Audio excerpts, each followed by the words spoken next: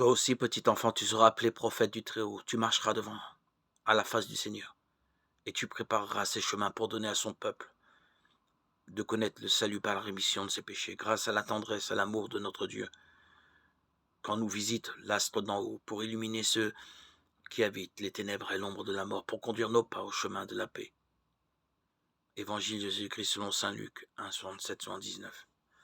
Le cantique de Zacharie, chacun de nous l'a lu, récité, chanté, et pourtant il reste 9 tous les matins.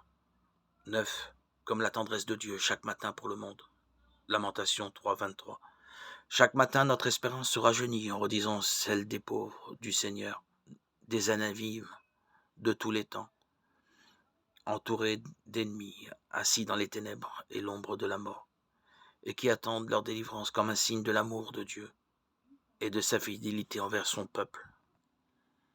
Dans les anavim, les pauvres, les humbles, en termes hébraïques, c'est toujours l'amour de notre Dieu que nous retrouvons au point de départ.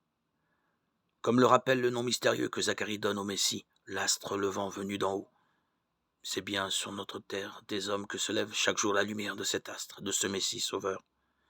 Mais l'astre vient d'en haut, d'auprès de Dieu. C'est bien sur le visage d'un enfant, d'un petit homme, que se lève la lumière, l'aurore du salut.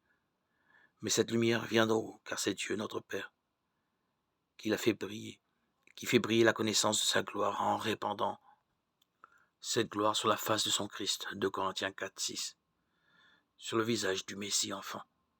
Seigneur, tes pauvres, tes anavim sont encore assis dans les ténèbres, tant qu'ils ne savent pas aimer.